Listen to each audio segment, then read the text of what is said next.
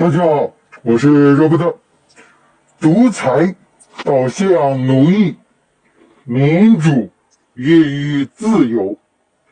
奴隶社会的经济是赢者通吃，奴隶主是最大的掠夺者，奴隶都是奴隶主的资产。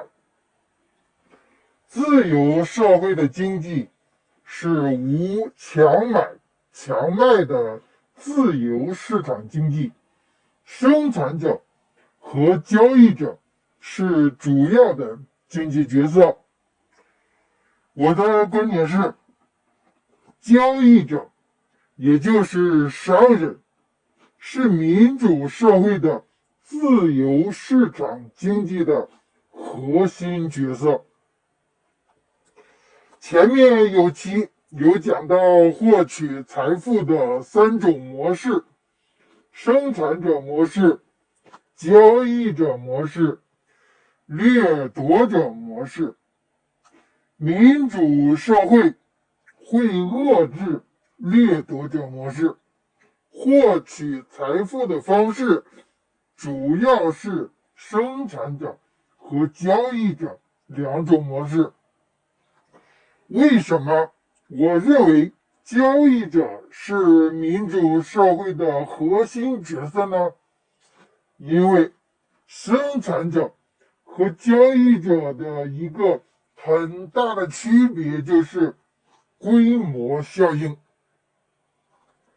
生产者需要生产资源和生产成本，其利润和成本是有一个比值的，但是你的资源成本是有上限的，也就是说你的本金是固定的，那么你的利润也是存在上限的。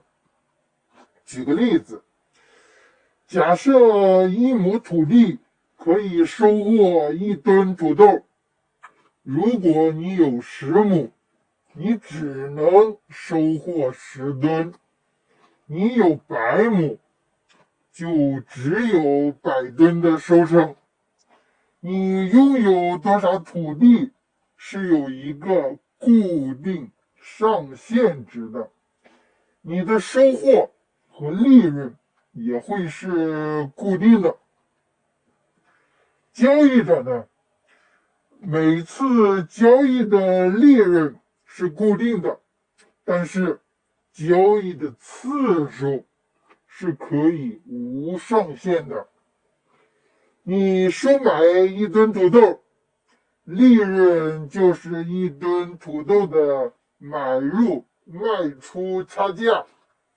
你收买10吨土豆，利润就是10吨土豆的价差。你可以一直买入卖出，交易次数是不受限制的。随着你交易次数的反复增加，你的利润就会不断增多，买卖的规模越大，赚到的越多。如果你的本金可以买下所有土豆农场的土豆，你将会成为土豆行业的最大交易商。你需要考虑的是如何和其他土豆交易商竞争，如何购入售出最多的土豆。交易频次越多，规模越大，利润就会越多。这就是交易者模式比之生产者模式的优势。所以最终，自由市场经济财富积累最大的会是交易商，有交易就有利润，获取了足够的利润，赚取了足够的金钱，商人最终会是民主社会财富的最大拥有群体。可以说，资本家是自由经济的必然结果。可能听到这个，华人，可能特别是大陆人，仇富情绪大概会上来了吧？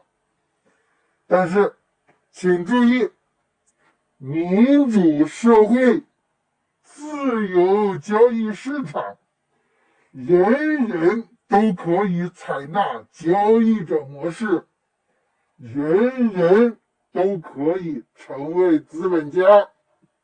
民主社会，政治权利平等，经济市场中每个人互相是竞争关系的。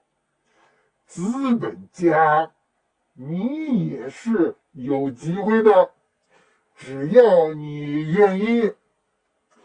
民主社会，财富不可能人人相同的。共产强匪主义可以排一边去了。结论：商人会成为民主社会自由经济市场中财富的最大拥有者群体，会成为民主社会的经济核心引擎。至于你我他，谁能成为那一小撮资本家呢？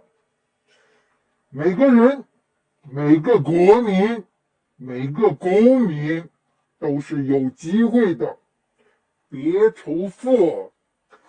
改天说仇富的话题。民主社会，资本家，人人可做。仇富会让你滑向掠夺者的角色。今天就这样子，改天见。